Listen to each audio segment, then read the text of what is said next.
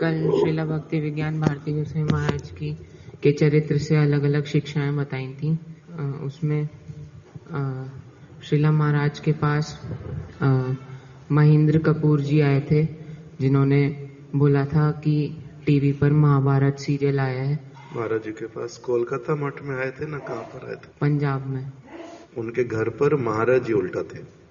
अच्छा, तो वहाँ पर महेंद्र कपूर जी ने बोला कि अभी एक बहुत प्रसिद्ध नाटक है महाभारत, वो आया है, तो और उसकी सीडी मेरे पास है, तो आप उसको देख लीजिए।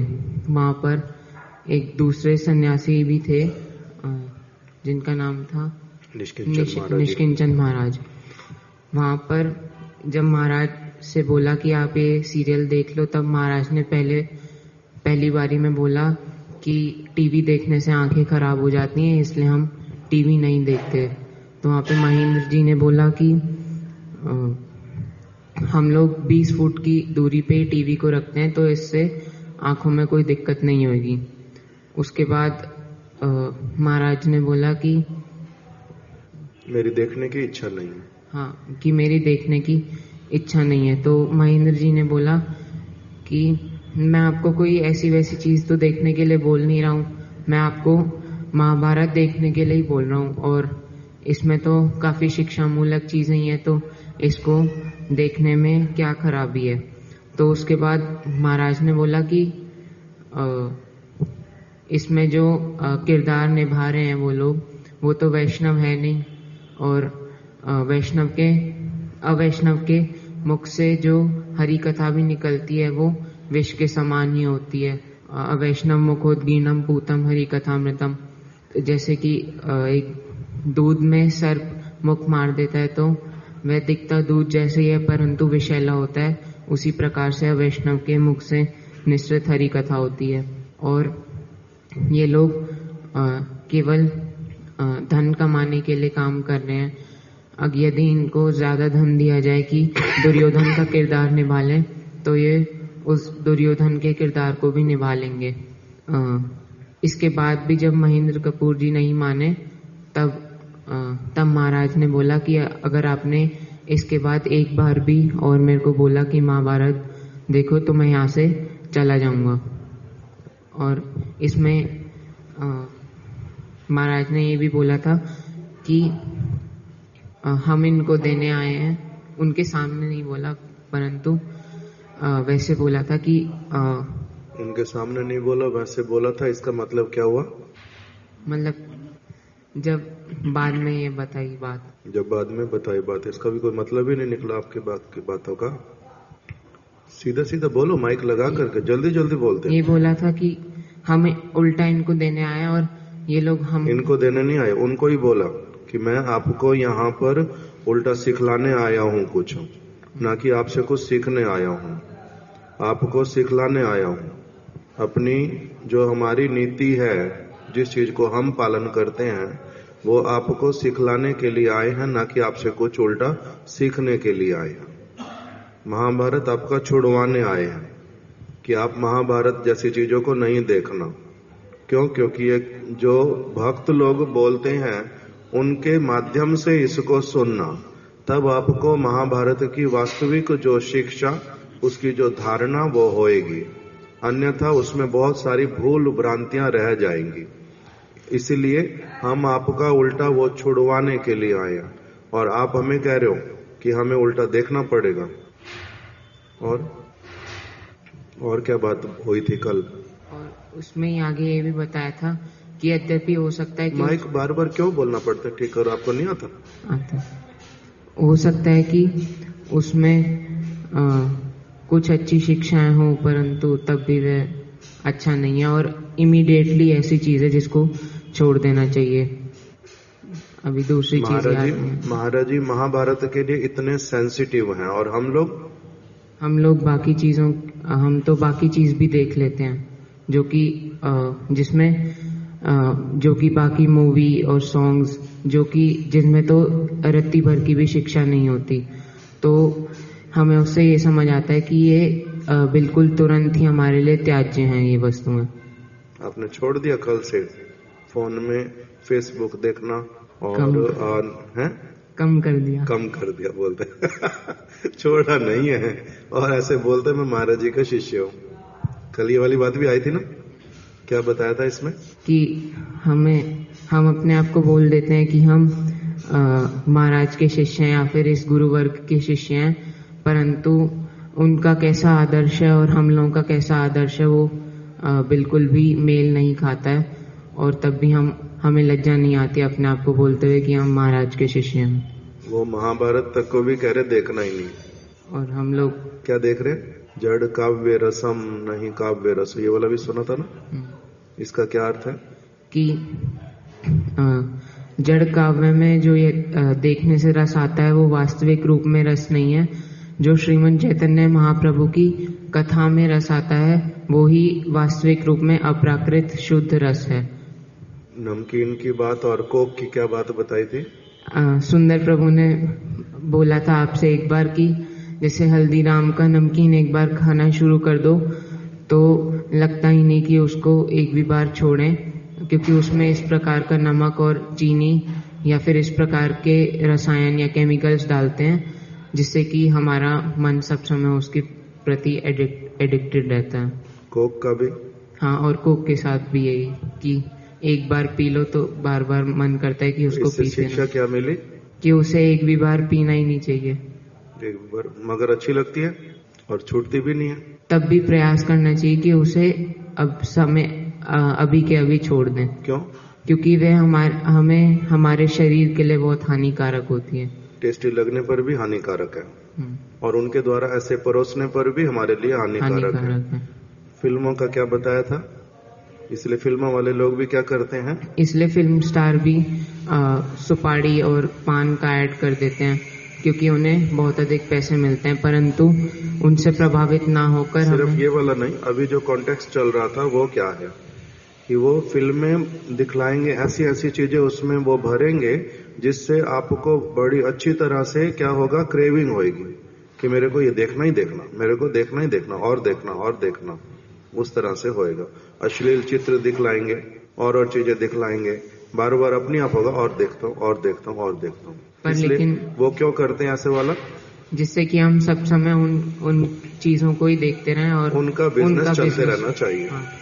और वो अपना बिजनेस चलाने के लिए हमें क्या करते हैं, हमारा मन दूषित करते हैं, पागल बनाते हैं हमें, और हम पागल आसानी से बन भी जाते हैं, बनते भी रहते हैं। कितनी अच्छी बात है ना? अच्छी बात नहीं, अच्छी बात है ना? नहीं है।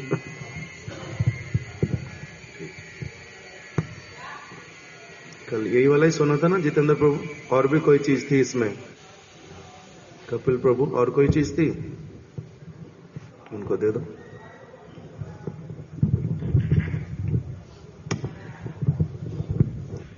जड़ काव्य रस की जो आपने अभी बात कही, तो उसमें आपने शिक्षा ये दी थी कि जड़ काव्य रस मतलब कि जागतिक जगत के लोग अगर राम की वाणी, कृष्ण की वाणी भी कुछ भी बोलेंगे तो भी वो विष के समान ही है, क्योंकि ना तो उन्होंने कोई अनुमोदन करा है, ना कोई गुरु बना है, ना कोई अनुभूति हुई है, ना कुछ और है। फिर आपने बोला कि महाराज जी ने उनको कहा कि अगर मेरे को महाभारत या कृष्ण कथा या ऐसा कुछ भी सुनना ही है या पढ़ना ही है तो मैं सुखदेव गोस्वामी की वाणी को सुनूंगा या पढ़ूंगा। मैं आपके द्वारा दिखाए गए इन टीवी के चरित्र जो धन के लोलुप हैं उनकी बात क्यों सुनूंगा मैं, या उनका क्यों देखूंगा। महाराज जी ने जब उनको अंत में धमकाया था कि मैं कोई आप पे आश्रित नहीं हूं, अगर आप एक बार भी मेरे को और बोलेंगे तो मैं अपना सामान वगैरह सब लेके चला जाऊंगा आपके घर से, मैं रात्रि स्टेशन पे बिता लूंगा, मेरे को ऐसा कुछ नहीं है कि आपके यहाँ पे ही रुकना है या मैं आपके बाध्य हूँ इस चीज के लिए रुकने के लिए। फिर जैसे केशव प्रभु ने बात बोली थी कि उसके अंदर तो सिर्फ एक अंधों की पूरी लाइन लगी हुई हो तो भी किसी को रोड पार नहीं करा सकते या मार्ग नहीं दिखा सकते, लेकिन एक नेत्रवान व्यक्ति जो होगा वो अकेला ही 100 अंधों को भी रोड पार करा सकता है। तो इसी प्रकार से जो भी आप ये सब दिखा रहे हैं ये सब अंधे ही हैं, इनको कोई सिवाय धन के और कोई या प्रतिष्ठा के अतिरिक्त इन्हें कुछ मन में नहीं है। और कोई चीज?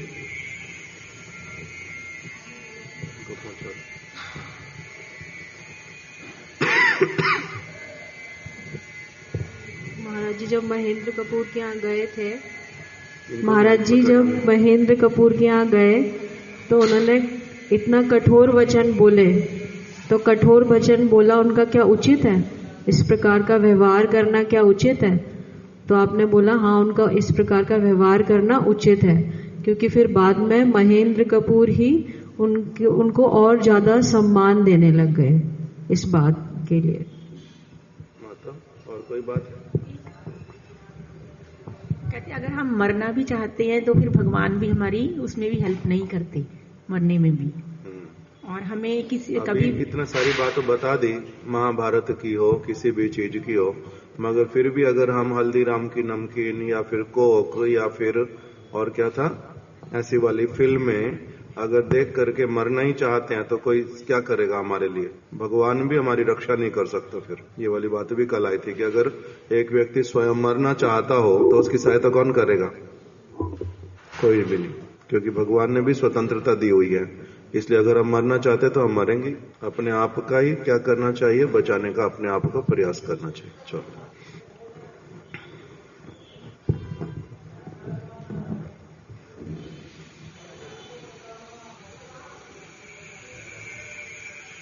आज आगे और एक चीज पढ़ते हैं महाराज जी की। एक समय मैं विमान के माध्यम से गुवाहाटी से अगरतला जा रहा था कि शिलोंग हवाई अड्डे पर हमारे विमान में कुछ खराबी होने के कारण विमान में घोषणा हुई कि यद्यपि विमान में कोई गड़बड़ी हुई है तथा उसे ठीक किया जा रहा है, तथापि हम विमान के द्वार को बंद ही रखेंगे, कोई भी यात्री बाहर नहीं जा सकता। कारण विमान को कभी भी चलाया जा सकता है। विमान को अगरतला 2 घंटे में पहुंच जाना था, इसलिए अधिकांश लोग खाने पीने की कोई भी वस्तु अपने साथ में नहीं लाए थे। किंतु अब तो विमान लगभग 3 घंटे लेट हो गया। मैंने अपने से आगे की सीट पर बैठे एक बच्चे को रोते रोते खाने की कोई वस्तु मांगते सुना। बच्चा रो रहा था और वो माँ से अपनी बार बार खाने की चीज मांग रहा था, मगर खाने की चीज अब वो लाई नहीं थी साथ में, तो इसलिए बच्चे को देगी क्या? तो महाराज जी कह रहे मैं ये सुन रहा था और माँ के पास में कुछ था ही नहीं। वो अपने बालक को जितना अधिक चुप कराने का प्रयास कर रही थी, बालक उतना ही अधिक क्रंदन करने लगा। उसकी माता उसे किसी भी प्रकार से चुप नहीं करा पाई। मुझसे बालक का रोना सहन नहीं हुआ। मैंने उस बालक की माता से कहा, माता जी, यद्यपि मैं सन्यासी के वेश में हूँ और आजकल कुछ दुष्ट लोग साधु का वेश धारण करके प्रसाद के बहाने लोगों को कुछ नशीला द्रव्य खिलाकर उन्हें लूट लेते हैं। इसी कारण स्थान स्थान पर साइन बोर्ड के माध्यम से लोगों को साधु के हाथ से कोई भी खाद्य द्रव्य लेने के लिए निषेध करते हैं। किंतु आपके बालक को खाने की वस्तु चाहिए, वो बार बार रो रहा है और मैं देख भी रहा हूँ, सुन भी रहा हूँ। मेरी इच्छा तो नहीं थी आपको बोलूं, किंतु फिर भी बाध्य हो रहा हूँ। मेरे पास में मेरे बैग में पूड़ी है, हलवा है, आलू है, बिस्कुट भी है। अगर आपको कुछ भी चाहिए तो आप मेरे से ले लो अपने बच्चे को खिलाने के लिए। मेरे पास 5 लीटर जल भी है। यदि तुम्हारी इच्छा हो तो अपने बालक के लिए जो चाहो ले सकती हो। मेरी बात सुनकर महिला ने प्रसन्नता पूर्वक पूड़ी, हलवा आदि ले लिया।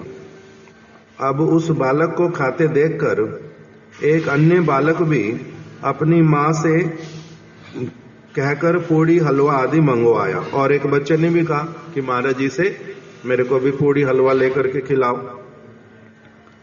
तो उसने भी मंगवाया। तत्पश्चात एक अत्यंत सभ्य धनी परिवार की महिला अत्यधिक संकुचित होकर करुण भाव से कहने लगी, महाराज, यदि आपको कोई असुविधा ना हो तो आप मेरे बालक के लिए भी कृपा करके कुछ दे दीजिए। मैंने अत्यधिक प्रसन्नता पूर्वक सब उसके सामने रख दिया। बाद में मैं सोचने लगा कि ये भद्र महिला देखने से ही पढ़ी लिखी लग रही है, धनी परिवार की भी है, सुंदर आभूषण इत्यादि से सुसज्जित है और भिक्षुक भी नहीं है, किंतु अपनी संतान की प्रीति के लिए मांगने में संकुचित होने पर भी मांगने आ गई है। इसी प्रकार भगवान, गुरु, वैष्णव के प्रति प्रीति होने पर उनके लिए भिक्षा मांगने तक में कभी संकोच होगा नहीं। उनके लिए मांगना स्वाभाविक है। दूसरी बात मन में आई कि केवल पैसे होने से ही होता नहीं, कभी ऐसा भी समय आता है कि पैसे भी किसी काम के नहीं रहते और परिस्थितियां एक ऐसी अवस्था में लाकर खड़ा कर देती हैं कि व्यक्ति को किसी अन्य पर निर्भर करना ही पड़ता है। निज बल चेष्टा प्रति भरोसा छाड़िया, तोमार इच्छाएं आची निर्भर कोरिया भी इसी परिस्थिति के परिप्रेक्ष्य में ही कहा गया है। अभी हमने क्या पढ़ा इसमें? महाराज जी अपना एक समय जब गुवाहाटी से अगरतला जा रहे हैं तो उसके विषय में बतला रहे हैं कि मैं हवाई जहाज से जा रहा था और शिलोंग जो एयरपोर्ट, वहां पर पहुंचने पर अनाउंसमेंट हुआ कि आज विमान में कुछ गड़बड़ी हो गई है, इसलिए देरी होएगी और किसी को किंतु बाहर नहीं जाने दिया जाएगा, सबको बैठे भी अंदर ही रहना पड़ेगा। अभी अंदर ही बैठे हैं सारे विमान के भीतर में, क्योंकि गड़बड़ी हो गई उसमें तो कोई कुछ कर ही नहीं सकता। अभी फिर महाराज जी ने क्या देख लिया, उनके आगे कोई व्यक्ति, कोई एक महिला बैठी है, बच्चा जो है उसका बार बार रो रहा है और भूख लगी है उसको बहुत अधिक और खाने की चीज मांग रहा है। बच्चा तो माँ से ही मांगेगा छोटा होने पर, बड़ा अगर कोई व्यक्ति होता है उसको फिर भी वो अपना सहन करता है, भूख लगी भी हो तो अगर मजबूरी है तो क्या करेगा, उस मजबूरी में वो तो अपना सहन करता है, किंतु बच्चा है इसलिए वो रो रहा है बार बार। उसकी माँ कुछ अपने साथ में लाई नहीं थी खाने पीने की चीज, क्यों? क्योंकि 2 घंटे में पहुंच जाना था। अभी फिर महाराज जी ने बार बार सुन करके, बच्चा रो रहा है, खाने की चीज मांग रहा है, तब उनसे रुका नहीं गया।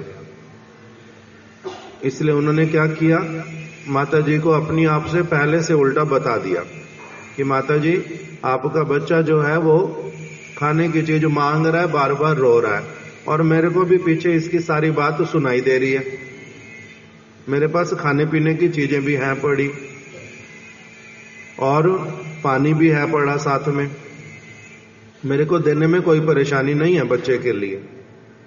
और मुझे ये भी पता है कि आजकल जगह जगह लिखा रहता है अनजान व्यक्ति के हाथ से कुछ भी नहीं लेना चाहिए खाने का चीज।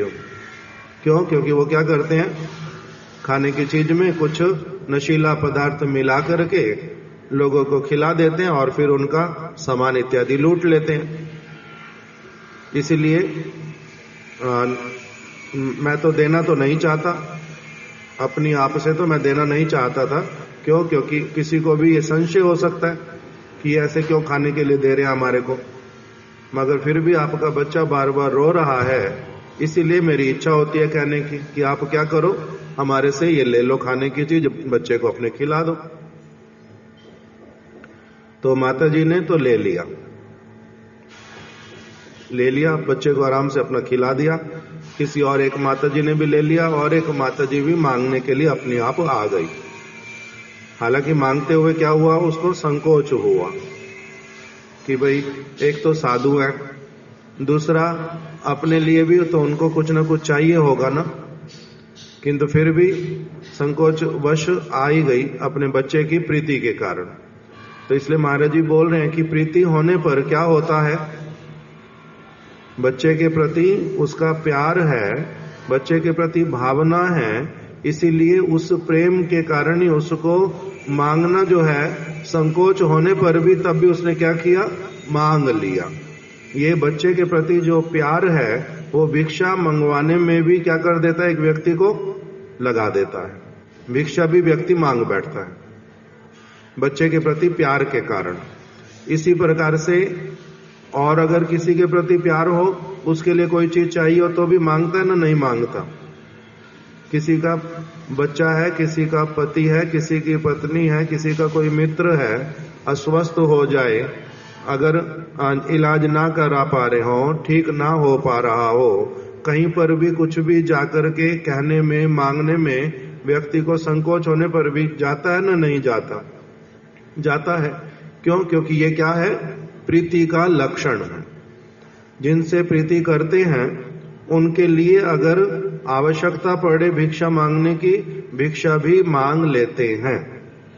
इस प्रकार का इस कथा में महाराज जी ने बताया। और दूसरी एक बात और क्या बता दी कि पैसा होने पर ही सब समय सब कुछ नहीं होता।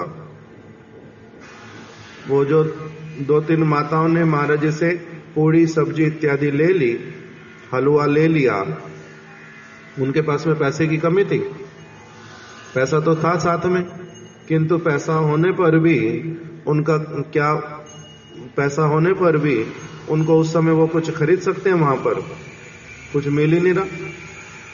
पैसा है पड़ा पर्स में, किंतु वहां पर खरीदने की सुविधा नहीं है, सामान ही नहीं मिल रहा, तो पैसा क्या कर लेगा, उस समय पैसे से भी होएगा नहीं। तो इसलिए महाराज जी बोल रहे हैं इस बात को भी कि सारी चीज पैसे के साथ में भी होती नहीं है। ऐसी परिस्थिति आ जाती है कि पैसा आपके पास में है पड़ा, किंतु जो चीज चाहिए वो नहीं मिलेगी। ऐसा सबको अनुभव होता है अलग अलग समय में ना, नहीं, कभी कुछ चाहिए होता है, कभी कुछ चाहिए होता है। अगर पैसा है भी पड़ा तो उसी समय मिल जाएगा, कोई जरूरी नहीं होता।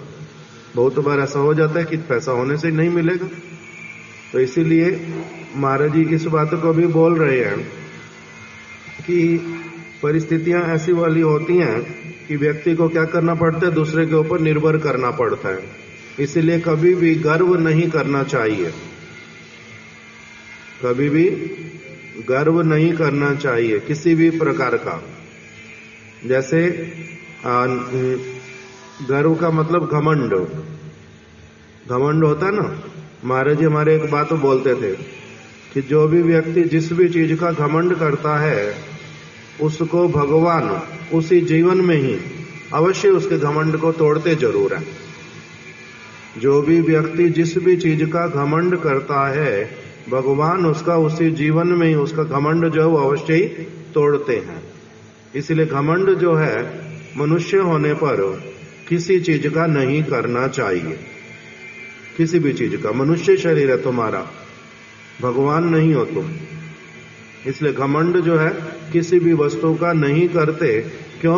कब किस जगह पर जाके वो घमंड टूट जाता है पता भी नहीं चलता। इसलिए घमंड करने की कोई भी वस्तु मनुष्य के पास में इन रियलिटी नहीं है। क्यों? क्योंकि सब कुछ किसका है? भगवान का। उसी को लेकर के मैं अगर उसके लिए घमंड करता हूं तो उससे क्या होता है, उल्टे मुंह की कभी कभी खानी पड़ती है फिर। और उसमें व्यक्ति को जो है इतना अधिक अपना ठेस पहुंचती है कि वो अपना बैलेंस खो बैठता है। पहले घमंड था बहुत अधिक, जैसे घमंड टूटता है उस समय क्या होता है, फिर एकदम से लड़खड़ा उठता है। तो इसलिए बोला कि देखो जगत में परिस्थिति कभी किसी की कुछ भी आ जाती है, इसलिए क्या करना चाहिए, डरना चाहिए, इन परिस्थितियों से डरना चाहिए। ऐसा घमंड नहीं करना चाहिए कि नहीं नहीं मेरे साथ में थोड़ा ना ऐसे हो सकता है, मेरे जीवन में ऐसा थोड़ा ना हो सकता है। इस प्रकार का घमंड इत्यादि नहीं करना चाहिए। घमंड जो है नहीं तो भगवान अवश्य ही क्या करते हैं, तोड़ते। निज बल चेष्टा प्रति भरोसा चाड़िया, तुम्हारे इच्छाएं अच्छी निर्भर करिया। भगवान के ऊपर निर्भर करना पड़ता है, किसी दूसरे व्यक्ति के ऊपर निर्भर करना पड़ता है। अगर किसान खाना नहीं उगाएगा, हम खा लेंगे। कोई अगर कपड़ा बना करके बेचेगा नहीं, हम कपड़े पहन लेंगे। तो इसलिए अलग अलग व्यक्तियों का ही क्या होता है, सब चीज में कंट्रीब्यूशन। इसलिए कोई कुछ करता है, कोई कुछ करता है, कोई कुछ करता है। तो इसीलिए बोल रहे हैं कि घमंड नहीं करना चाहिए। क्यों? क्योंकि दूसरे के ऊपर निर्भर करना पड़ता है। सारी चीज एक व्यक्ति अपने आप से नहीं कर सकता, और अगर उसके पास धन भी हो, परिस्थिति फिर ऐसी वाली आ जाती, धन से भी उस समय कुछ नहीं होएगा। धन धरा का धरा रह जाएगा और उस समय किसी और के ऊपर निर्भर करना पड़ेगा। कोविड के समय में जब लोगों को ऑक्सीजन नहीं मिल रही थी, तब क्या किया था बताओ? नहीं मिल रहा था, क्या किया था? माइक देना।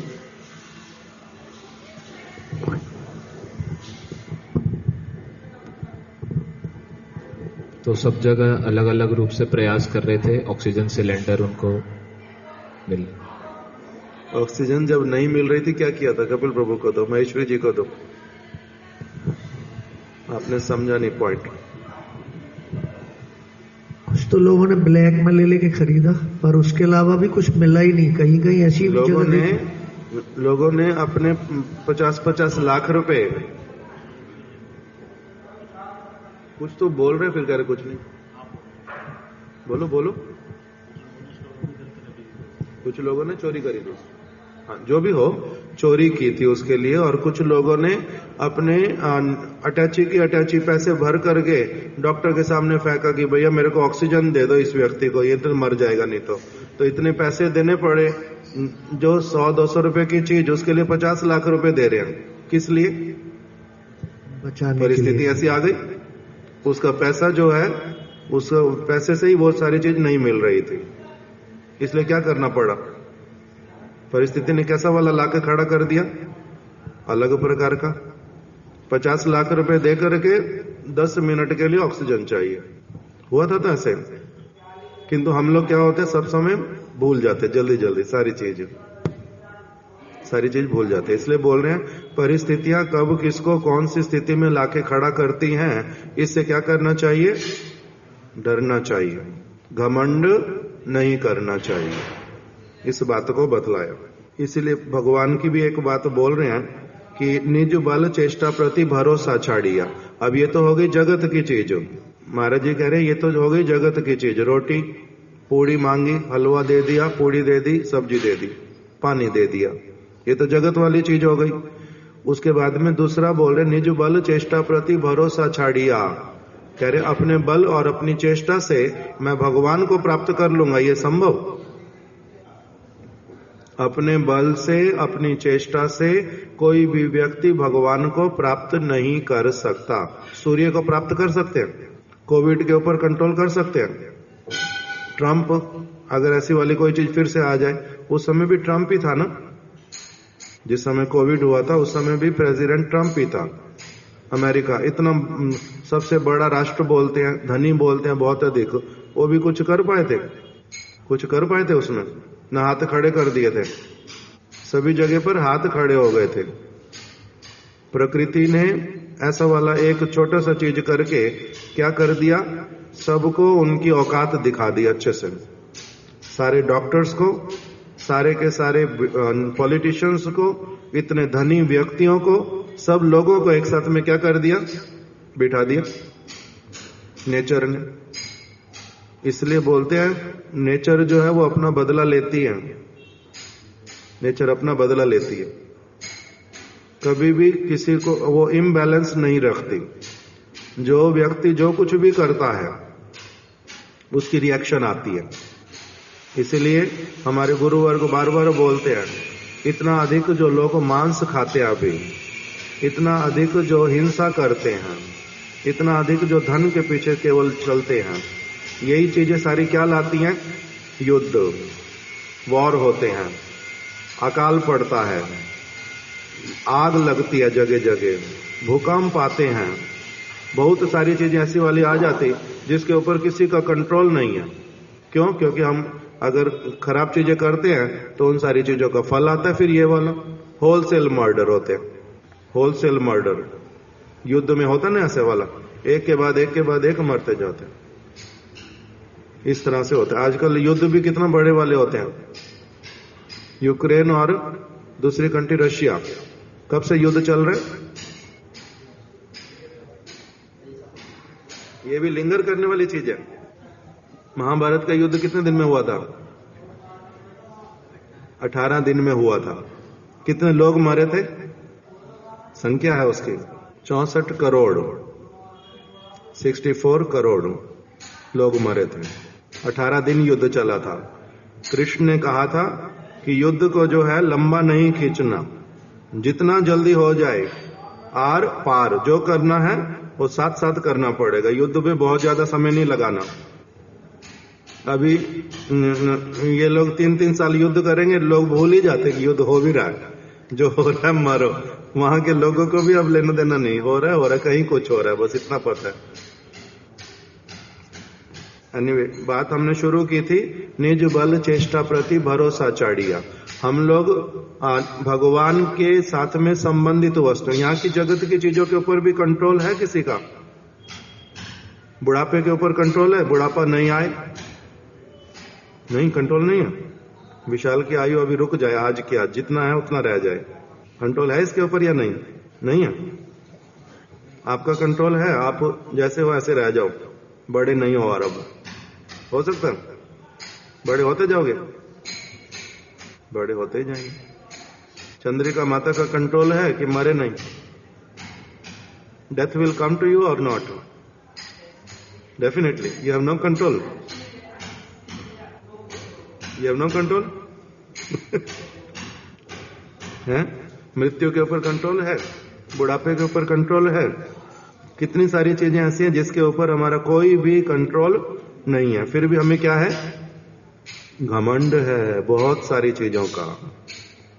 बोलते हैं अगर मनुष्य को ये पता होता कि मैं अगर चाहूं मैं बूढ़ा नहीं होऊंगा, मैं अगर चाहूं मैं मरूंगा नहीं, मैं अगर चाहूं मेरे को रोग नहीं होएगा, तब तो उसके घमंड की सीमा पता नहीं कहां तक होती।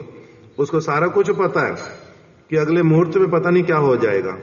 मृत्यु एकदम से भी आ सकती है, एक्सीडेंट हो सकता है, कोई भी चीज हो सकती, मृत्यु आ जाएगी, कुछ भी हो सकता है। और मैं बूढ़ा होता ही जा रहा हूं, मेरा ये हो रहा है, मेरा वो हो रहा है, सब कुछ पता होने पर भी तब भी उसको क्या है? घमंड है।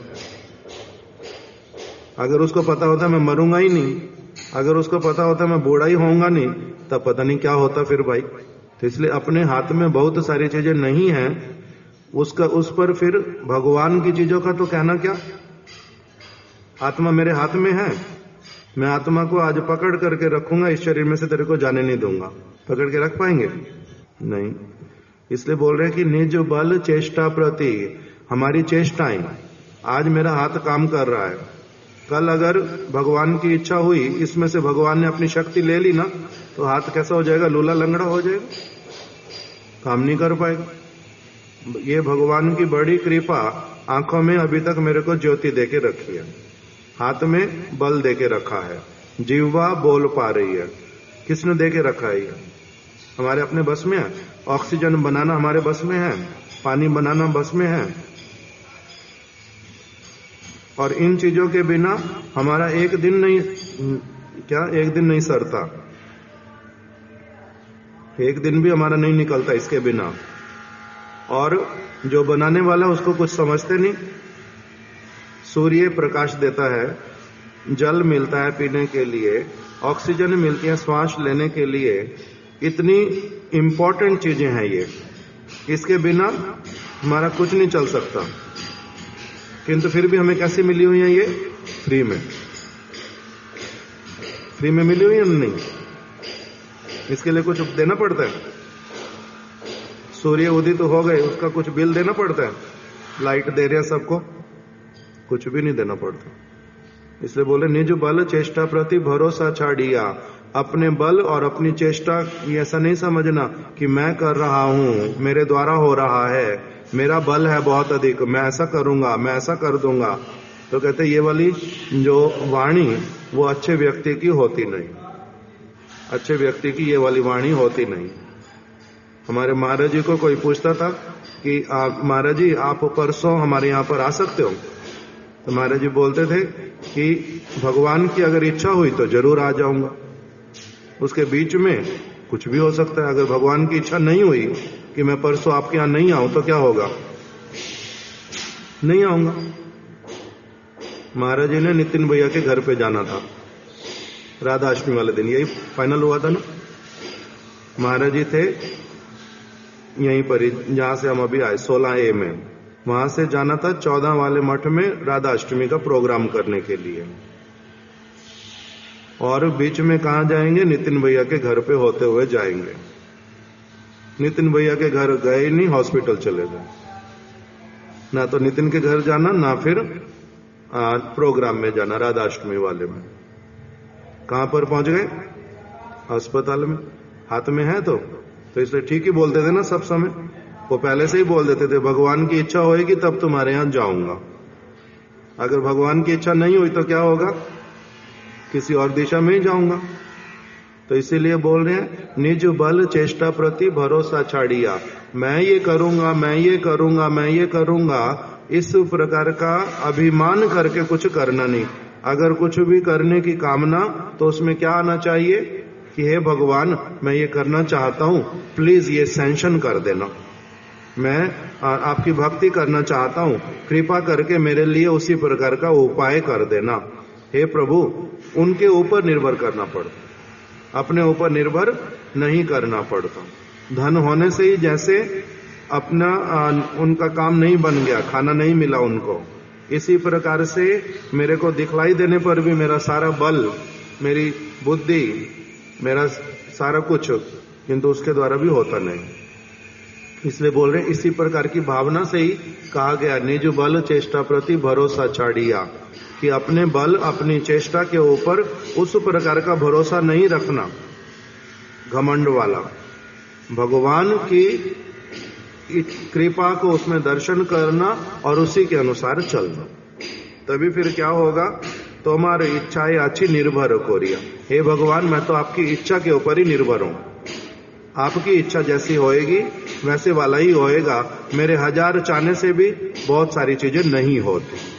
अभी मेरे में अगर कोई सद कामना आ गई है तो आप कृपा करके उसको क्या कर दें, सैंक्शन कर दें, उसी प्रकार की मेरे लिए व्यवस्था हो जाए, यही मेरी प्रार्थना है।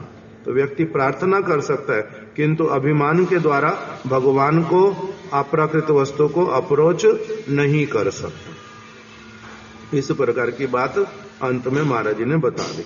आज यहीं पर ही हम रख देते हैं, समय भी हो गया, कल आगे श्रवण करेंगे।